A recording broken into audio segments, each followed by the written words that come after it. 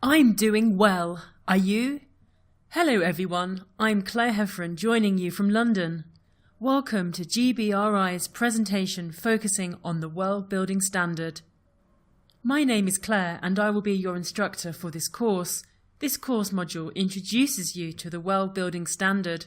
Similarly, we have our Namaste LEED course that introduces professionals to sustainability, green buildings and LEED. This course is available free on our website and hosted on the US GBC platform as well. This module is part of our WELL series of courses developed to educate professionals on implementing the WELL standard on your future projects. We hope you find this information educational and enlightening. Some of you may be already familiar with us. We are the Green Building Research Institute. GBRI is an independent organisation dedicated to promoting green building and sustainability practices around the globe. Our mission is to make sustainability and green building accessible to everyone around the world.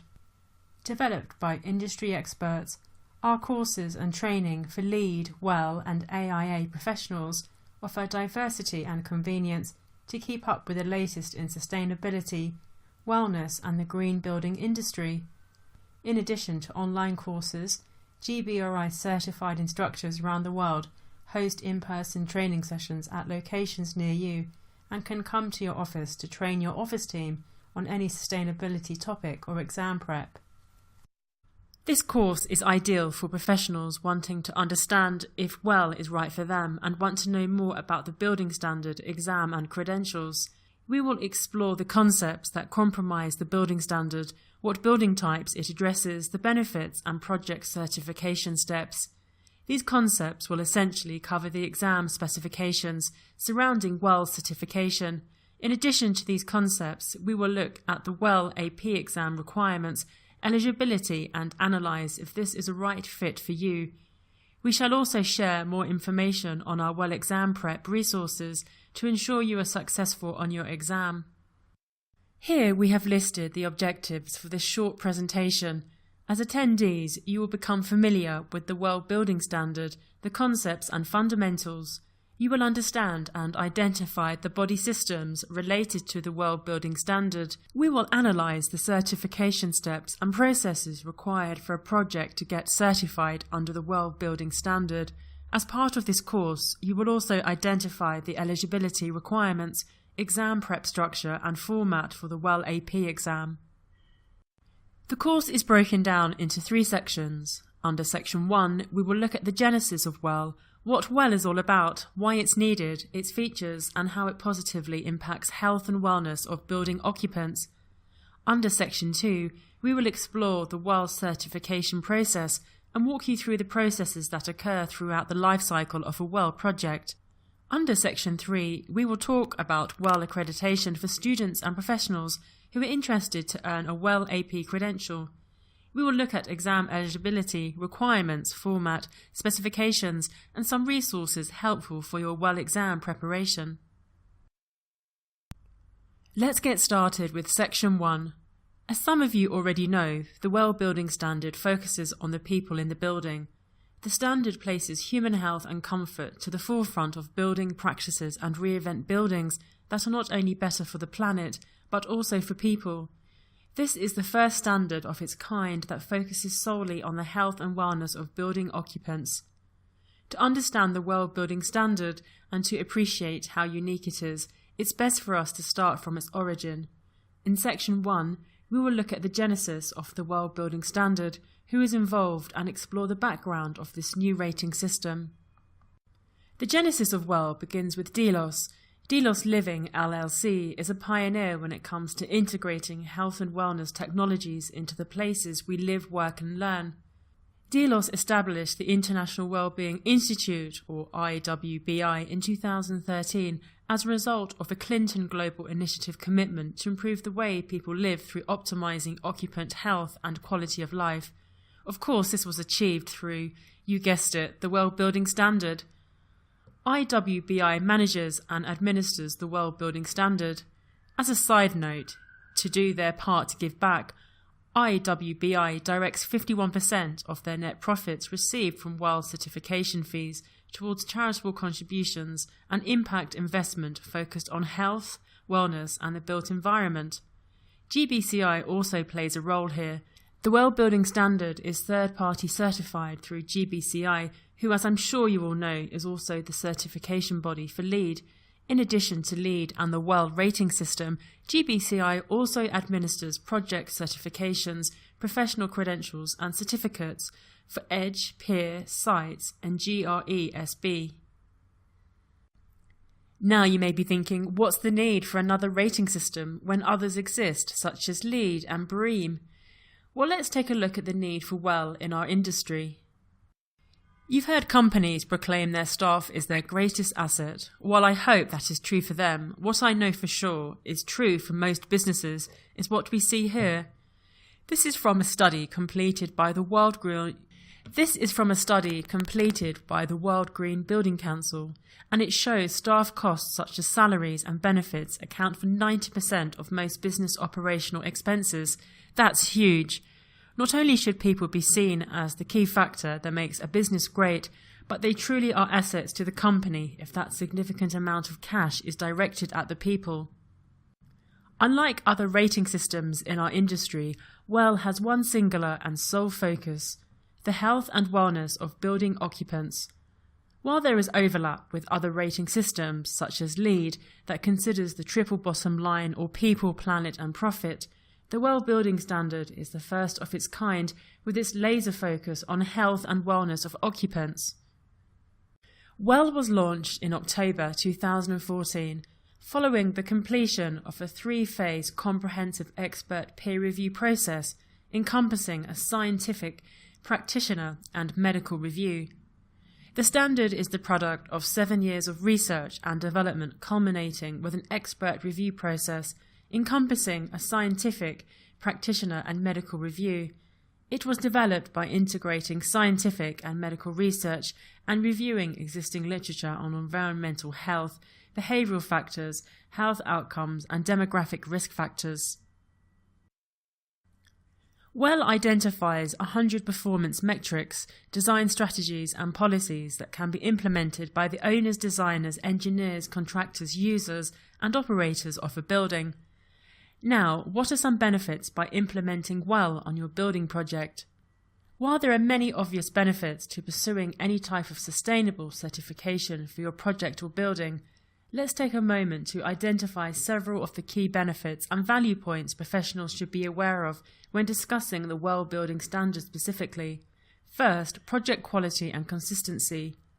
Following a prescribed plan to meet certification requirements from the beginning encourages early communication among all project team members, allowing for a more smooth project completion process most often. Building performance. Efficiency is a benefit enjoyed by projects who pursue certain features of the building standard. Staff retention. Improved user outcomes and increased productivity is the next benefit. For companies considering their flow of money to staff-related expenses, this should be huge. Enhanced health and wellness of occupants is the core of WELL and is definitely a benefit enjoyed. Finally, marketing and branding opportunities similar to gaining certification with other rating systems. In short, WELL certified spaces and developments can lead to a built environment that helps to improve the nutrition, fitness, mood, sleep, comfort and performance of its occupants. Before we go any further, it would make sense for us to identify which types of projects or spaces WELL is even applicable to. We'll start with WELL Standard V1. WELL Building Standard V1 is applicable for commercial and institutional buildings, and WELL certification can be applied to 3 project typologies listed here. 1. New and existing buildings. 2. New and existing interiors. 3. Core and shell. New and existing buildings. This project typology applies to new and existing buildings and addresses. The full scope of project design and construction, as well as aspects of building operations, It is relevant for office buildings where a minimum of 90% of the total floor area is occupied by the building owner and is operated by the same management, i.e. up to 10% of the building may be occupied by a different tenant or operated by different management. For example, a large office building may rent out the ground floor for retail or restaurant purposes. In these cases, the non-office area would not be subject to requirements of the World Building Standard or used in area calculations. New and existing interiors. This project typology is relevant for office projects only occupying a portion of the space in a building, or those that occupy an entire existing building not undergoing major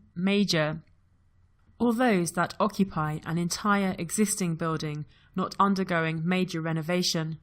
In core and shell buildings that are well certified, some well features may already apply towards new and existing interior certification, making certification easier. Well certification for tenants is also possible in buildings that have not first achieved core and shell certification. Core and shell. Well certification is available for core and shell building projects seeking to implement fundamental features into the entire base building for the benefit of future tenants. The core and shell typology addresses the building structure, window locations and glazing building proportions, heating, cooling and ventilation systems, and water quality. This typology also encourages consideration of the site in relation to amenities and opportunities for wellness.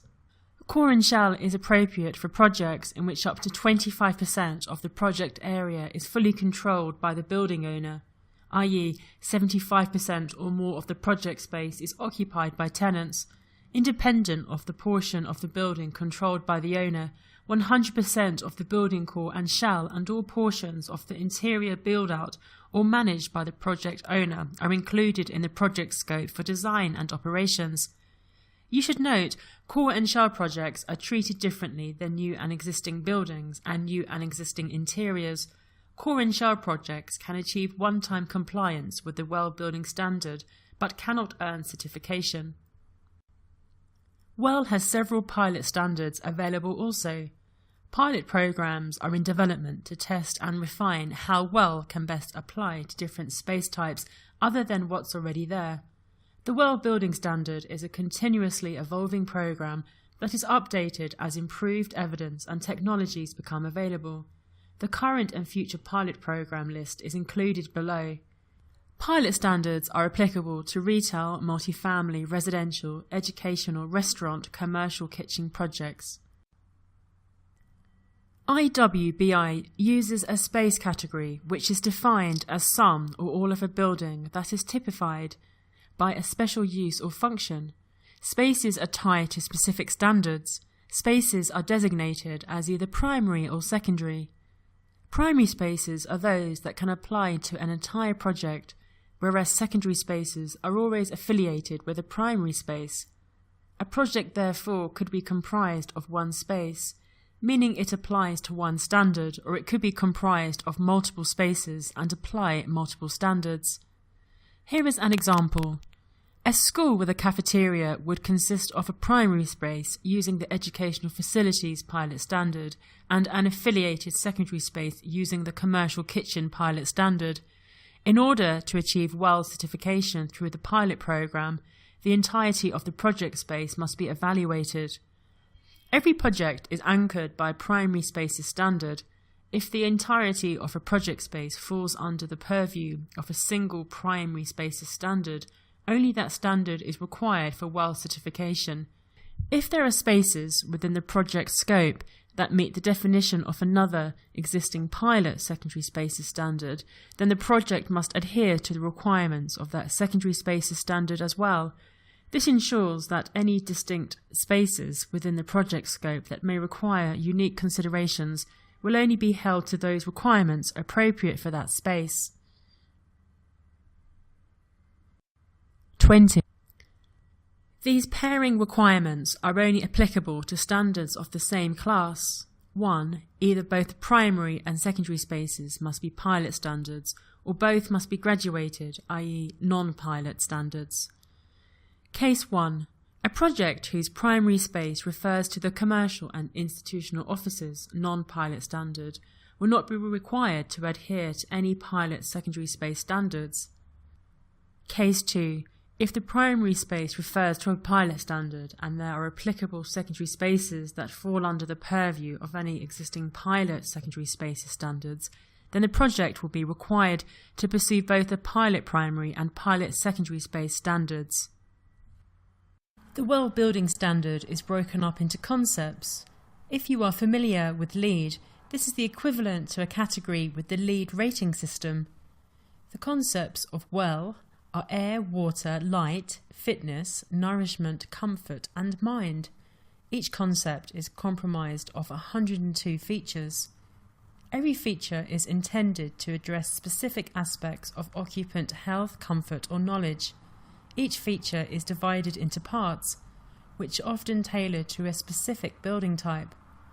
This means that depending on the building type, for example, new and existing interiors or core and shell, only certain parts of a given feature may be applicable. Within each part are one or more requirements which dictate specific parameters or metrics to be met. Let's look at each of these concepts. The World Building Standard for air promotes clean air through reducing or minimizing the sources of indoor air pollution, requiring optimal indoor air quality to support the health and well-being of building occupants. There are 29 total features in this concept. It has the largest number of features out of all 7 concepts. They include a smoking ban, a cleaning protocol, microbe and mold control, VOC reduction, air quality monitoring and feedback, ventilation effectiveness and toxic material reduction. The World Building Standard for water promotes safe and clean water through the implementation of proper filtration techniques and regular testing in order for building occupants to receive optimal quality of water for various uses. 8 features within the water concept, and they include public water additives, drinking water promotion, periodic water quality testing, fundamental water quality, organic and inorganic components. The World Building Standard for nourishment requires the availability of fresh wholesome foods, limits unhealthy ingredients, and encourages better eating habits and food culture. There are 15 features in the nourishment concept, and they include mindful eating, healthy portions, food production and storage, sanitary food prep areas, access to healthy foods and food advertising. The World Building Standard for light provides illumination guidelines that are aimed to minimise disruption to the body's circadian system, enhance productivity, support good sleep quality and provide appropriate levels of lighting. For the light concept, there are 11 features, including view window shading, daylight management, and solar glare control. The World Building Standard for fitness promotes the integration of physical activity into everyday life by providing the opportunities and support for an active lifestyle and discouraging sedentary behaviours. This concept has 8 features, including physical activity spaces, awareness and habits, interior and exterior active design, and structured fitness opportunities. While it encourages the use of building design technologies to encourage all types of physical activity. The World Building Standard for comfort establishes requirements designed to create distraction-free, productive and comfortable indoor environments. The 12 features that comprise this concept include individual thermal controls, sound masking, sound barriers, thermal comfort and olfactory comfort. Sound pressure levels and reverberation times are tested among many other strategies to improve the overall comfort of building occupants. The features also take things like desk and chair controls into consideration, as those play a direct role in the comfort of an occupant. The World Building Standard for mind requires design, technology and treatment strategies designed to provide a physical environment that optimizes cognitive and emotional health. There are 19 features including beauty and mindful design. If you think about it, each well feature is designed to address issues that impact the health, comfort or knowledge of occupants through design, operations and behaviour.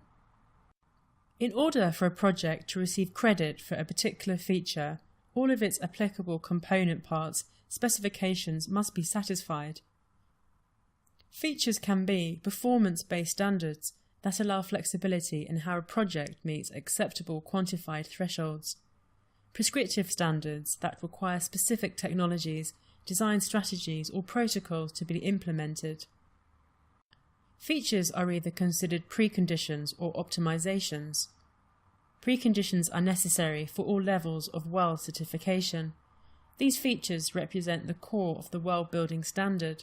Preconditions can be thought of as the foundation for wellness in the built environment.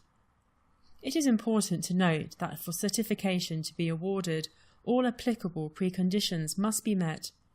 Optimizations are features that include optional technologies, strategies, protocols and designs. They are not required but optional to achieve certification.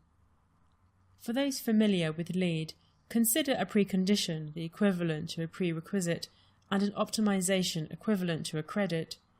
Preconditions are required for any certification with WELL.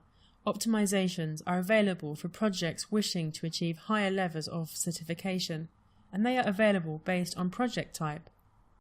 Here we can see a breakdown of what it takes to earn each of these certifications or meet compliance. For new and existing building certification, there are 41 preconditions and 61 optimizations, coming to a total of 102 features in all. For new and existing interiors, slightly fewer preconditions and slightly more optimizations, and for core and shell compliance, we see a significant drop in the number of preconditions and optimizations available for a project. There are 3 levels of certification or levels of achievement based on the optimizations earned or implemented by a project. They are silver, gold and platinum. As you can see below from the table, optimizations are not required for silver level certification, but create a flexible pathway towards gold and platinum level certification. Here we can see a project team aiming for gold certification must meet all preconditions as well as 40% of applicable optimizations available. Platinum certification requires all preconditions are met as well as 80% of available applicable optimizations.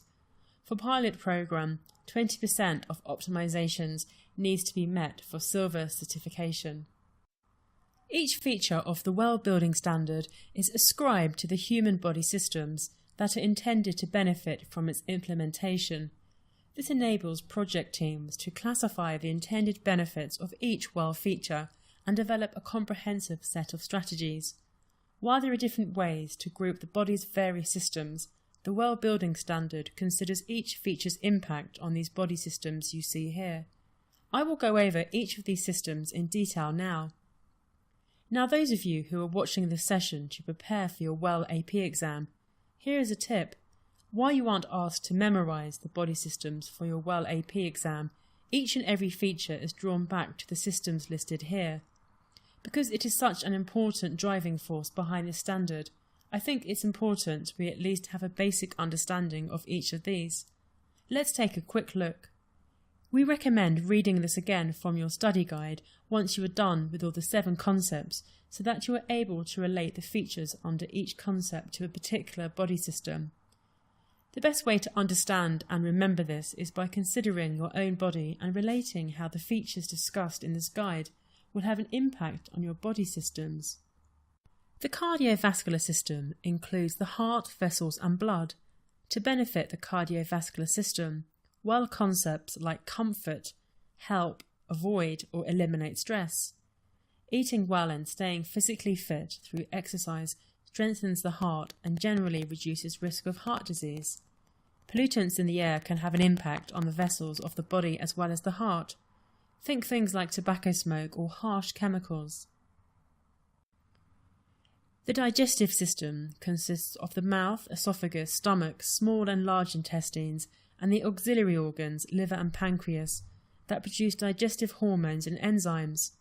WELL concepts nutrition directly address this body system and contribute to maintaining a healthy digestive system. The endocrine system is made up of hormone-secreting glands. The comfort concept encourages the limitation of stress, and the nourishment concept encourages limitation of certain compounds that mimic hormones and disrupt proper endocrine regulation. The immune system is a complex cohort of highly specialized cells, proteins, tissues and organs that make up the body's defense system against internal and foreign disease-causing agents. Well concepts, water and air, directly speak to filtration systems that limit exposure to viral pathogens and bacteria that weaken the immune system. The comfort concept also contributes to a healthy immune system by limited stress. And finally, fitness can directly improve building occupants' immune system. The skin, hair and nails form the outer layer of the body, or the integumentary system. The Well-Building Standard addresses this body system through the elimination of toxins in materials used in the project. The human muscular system is comprised of skeletal, smooth and cardiac muscle. Well's fitness and nourishment concepts encourage a healthy muscular system. The nervous system includes the central nervous system, made up of the brain and spinal cord, and the peripheral nervous system, composed of nerves. Well concepts aim to limit exposure to toxins as well as careful air and water filtration. The reproductive system consists of hormone-secreting glands in the brain and the reproductive organs. The Well-Building Standard introduces features intended to help protect reproductive health, like proper diet and exercise. The respiratory system includes the mouth, nose, diaphragm, the trachea and the airways that reach deep into the lungs. Well focuses heavily on air quality, including filtration measures and the avoidance of VOCs and toxins. Also in support of a healthy respiratory system is the fitness concept. The skeletal system provides support and movement, protects internal organs against impact, stores minerals, produces blood cells and aids in hormone regulation. Well addresses this system through the limitation of stress and the promotion of proper diet and fitness. The urinary system consists of the kidneys, ureters, bladder and the urethra. Well addresses the reduction of stress as well as toxins and pathogens throughout the project, positively impacting the urinary system. Now that we have a very good understanding of the Well-Building Standard, let's understand the certification process for a building project. The figure here outlines the steps of successfully achieving WELL certification. As you can see here, registration is the first step. Once you register your project, GBCI, the third-part certification entity, assigns a WELL assessor to the project. The next step is gathering project documentation, followed by performance verification, which is the final step before a project can be certified. Projects become certified if a sufficient number of features are satisfied. To maintain WELL certification, projects must be recertified a minimum of every 3 years because building conditions can deteriorate over time to the point of adversely affecting the health and wellness of occupants. Let's look at each of these components in detail. Registration is the first step towards WELL certification. It signifies the project's intent to pursue WELL certification. WELL Online is the official online registration application and project management system for WELL. For those of you familiar with Lead Online, this is very similar in purpose. Registration requires submitting basic information about the project and declaring the project path by indicating the primary project space type and project scope as we described in the previous section. During registration, the project typology must be selected as well. As you know by now, the typology is based on the primary space type of the project and determines whether a given feature is applicable to the project. Note that a project will be reviewed under the version of WELL or WELL Pilot Standard that is in place on the date the project is registered, unless the project team elects to proceed under a subsequently released version. Here is a quick shot of WELL Online and also the WELL Pricing Calculator, a great resource available for free that helps project teams estimate the fees associated with the project. I've included here the current rates for project registration fees based on typology. You can see the square footage of a project plays a role here. Larger projects over 500,000 square foot can pay up to $10,000 for registration of a new and existing building project, while a small, less than 50,000 square foot office pursuing core and shell compliance can get away with a registration fee as low as $1,500. Upon registration, projects must complete documentation submission and schedule performance verification within a certain time frame. 1. Projects utilising WELL have 5 years to complete documentation submission and schedule performance verification. 2. If a project team is utilising WELL Pilot Standard, they have 3 years from the date of registration. Now what happens if you miss this time frame? Well, the registration expires. However, there is an option to request an extension from IWBI. This extension has to be requested at least a year prior to the deadline, with adequate documentation explaining why a longer period of time is necessary. After registration, GBCI will assign a WELL assessor to the project. The WELL assessor is a third-party certification entity responsible for assessing, reviewing the project. Before documentation is submitted for review, the WELL assessor will assist the project team in answering technical questions about WELL features. After submission for certification, the WELL assessor is responsible for both the documentation review phase of WELL certification and for performance verification activities. Here you can see a graphic that outlines the phases within a construction project. Ideally, project registration should happen before pre-design. It should definitely happen before you make any design decisions. As you heard, once the registration occurs, GBCI assigns a WELL assessor to your project. What's next? You have your project registered. Is that enough for WELL certification? Your project has to incorporate the WELL features into the building design and implement it through the construction process. How do you decide which features to choose? This is where the value of integrative design comes. What is integrative design? In order to answer that question, we should look at traditional building processes first.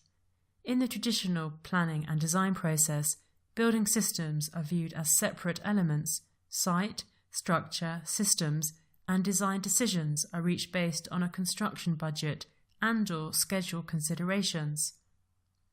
Changes to a design in order to meet a certain budget or follow an accelerated schedule do not necessarily take into account the final performance of the completed building or occupant comfort, health, or wellness.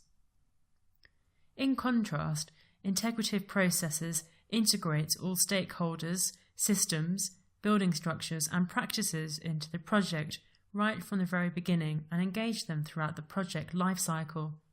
This way, the talents and insights of all participants are collaboratively harnessed into an integrated design team.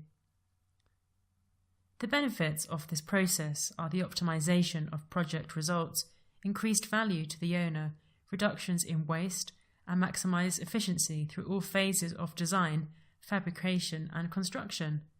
Now for a WELL project. Integrative design is a feature which is a precondition, or other words, a mandatory requirement to earn WELL certification. As part of the integrative design, WELL projects are required to conduct a stakeholder charrette or workshop. Prior to the design and programming of the project, all stakeholders, including at a minimum the owner, architects, engineers and facilities management team, meet to 1. Perform a value assessment and alignment exercise within the team to inform any project goals, as well as strategies to meet occupant expectations. 2. Discuss the needs of the occupants, focusing on wellness. 3. Set future meetings to stay focused on the project goals and to engage future stakeholders who join the process after the initial meeting, such as contractors and subcontractors. As part of this process, the project team should also prepare a written document detailing the building's health-oriented mission is produced within the consent of all stakeholders, incorporating all of the following. 1. Building site selection, taking into account public transportation. 2. WELL concepts of air, water, nourishment, light, fitness, comfort and mind. 3. plans for implementation of the above analysis and decisions. 4. Operations and maintenance plans for facility managers and building policy requirements related to wellness. Upon construction completion, the designers, owners, managers and facility staff must 1. Tour the building as a group. 2. Discuss how building operations will support adherence to the WELL standard. Upon construction completion, the designers, owners, managers and facility staff must 1. Tour the building as a group. 2. Discuss how building operations will support adherence to the WELL standard. Before we move on, let's look at project other team roles. Team members will have distinct responsibilities throughout the WELL certification process. Project administrators act as project manager and oversees the WELL process. The project administrator is the primary point of contact on the project and must be copied on all correspondence with GBCI. This individual will also be the recipient of a comprehensive WELL report following documentation review and performance verification, as well as the WELL Building Award Package. The project administrator can be a WELL accredited professional, WELL AP, the building owner or another designated representative of the project team. The project administrator is responsible for ensuring that all project documentation is complete and accurate before submitting for review. The project administrator is ultimately responsible for the overall quality of the documents submitted and is expected to complete a thorough quality control check of all documentation and forms prior to submission for review. We already looked at WELL Assessor. They are responsible for review of all documentation and on-site testing. You should be aware a WELL Assessor cannot also serve as project administrator on the same project. Owners and WELL certification. Owners are responsible for authorising registration of the project and will be required to validate various documents used to demonstrate that WELL features are satisfied. An owner can be an individual property owner or a representative who is delegated responsibility by an entity that owns the property. Owners have the authority to hold and control project-relevant property and to authorise decisions pertaining to that property. Note that in circumstances where multiple owners hold rights over a property, a single owner must be identified as the authorised decision maker for purposes of WELL. In such cases, the project team must submit confirmation of primary owner's authority form, which will be made available upon request. Apart from the project administrator and owner, there are other parties too. Some WELL documents will require validation by the appropriate professional overseeing the relevant aspect of design, construction or operations. This list includes architects, contractors and mechanical, electrical and plumbing MEP engineers who are required to provide specific declarations and/or calculations pertaining to the project. Now, where does a WELL AP fit in? WELL accredited professional, or a WELL AP credential, recognises building industry professionals who are knowledgeable of the conceptual and applied frameworks of WELL and are experienced in its application on registered and certified WELL projects. Alright, back to the certification process. We have registered the project, we have a team, we did conduct a stakeholder workshop, and we know exactly what we want in terms of WELL features, and now we are implementing them. This is the best time to understand the documentation requirements. While a core tenet of WELL is performance verification and achievement of measurable criteria, it also requires that project teams provide documentation as evidence that certain WELL features have been met. Similar to LEED and other rating systems, a project team has to submit various documents throughout the certification process to ensure the criteria are being met as intended. With the WELL building standard, there are 3 types of documents required: annotated documents, letters of assurance, and general documents. All documents that the project team is responsible for providing must be submitted via WELL Online. WELL Online is the official online registration application and project management system for WELL certification and compliance. This online system is used to house all documentation related to a WELL project and to submit information for review by the WELL Assessor. Alright, let's take a quick look at each of these documentation types a little closer. Annotated documents refer to existing project documents that are marked up to provide additional information to indicate how well features and constituent parts have been met. Types of annotated documents are listed here. Design drawings, operation schedules, policy documents and other materials that the team can write on to reference specific well features and how they were achieved. As you can imagine, every well feature is different. The type of document required to verify each feature is described in the well building standard. Letters of assurance are separate letters that must be submitted by the appropriate professional overseeing the implementation of a specific well feature and its parts during design, construction or operations. Depending on the documentation requirement, the project team must submit a letter of assurance from the architect, engineers and contractors as applicable. Both annotated documents and letters of assurance are tied to specific feature requirements. The documents listed as general, however, are not linked to the verification of a specific part, but are instead required as a general document for the certification or compliance process at large. These documents do not need to be annotated, but are used to inform GBCI of details on the project. These include representative floor plans, lighting and mechanical drawings, and narrative describing the project in general and listing the attempted features. Documents can be uploaded to well online as they are prepared. Once all documents are uploaded, the project administrator is expected to perform a thorough quality check before submitting the documentation for review in well online. A first round of documentation review by the well assessor will follow documentation submission. The well assessor will respond with his/her preliminary review within 20 to 25 business days, indicating which of the features the documentation requirements have met and indicating what additional information is needed. If all documents are found to be satisfactory, then the project team will be able to proceed to the next steps. The project team will be notified if any submitted documents are found to be inaccurate or unsatisfactory, or if further documentation is necessary. In that case, the project team will have an opportunity to correct existing documents or submit further documentation for a second round of review. The well assessor will respond with the results of the second round of review within 20 to 25 business days. If more than 2 rounds of review are needed before all documentation is found to be satisfactory, additional fees will apply. Any additional rounds of review will also be completed within 20 to 25 business days. Note that features approved during documentation review are still subject to inspection during performance verification. The project team will be notified via well online when all documents have been reviewed and approved, at which time the project team can schedule performance verification. Performance verification ensures that the building is performing as intended and can help to maintain and improve its performance over time.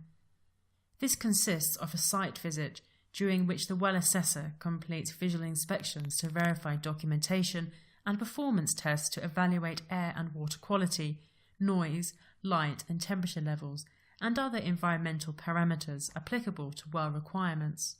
For a project seeking to achieve well certification, certain conditions must be met before the project can schedule performance verification. These vary based on the project type, as you see in the table here. For projects utilising well pilot standards, there may be additional criteria.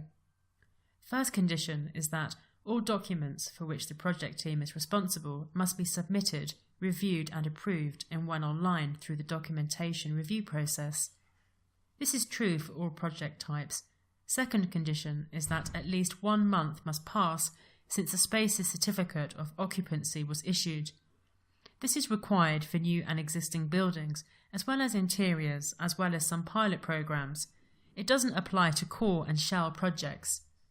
The third condition is that a minimum of 50% of expected occupancy must be achieved in the project.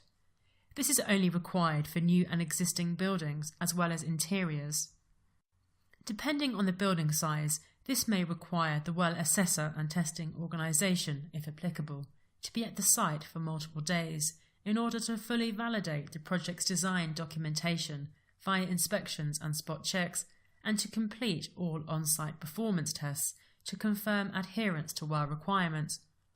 All tests are run through an independent third-party lab to ensure unbiased results. The well assessor will evaluate all applicable environmental parameters in accordance with well. For example, air quality, for example, organic and inorganic gases and particulates. Water quality, for example, dissolved chemicals and suspended solids. Light attributes, for example, colour quality, intensity and spectral power distribution. Thermal considerations, for example, ambient and radiant temperature, airspeed and humidity. Acoustic elements, for example, decibel levels and reverberation. Any well feature and its parts are subject to verification on-site by the well assessor during performance verification, including those accounted for by documentation. This means that the well assessor will perform spot checks and confirm on-site that certain features reflected in the submitted documents are in fact satisfied.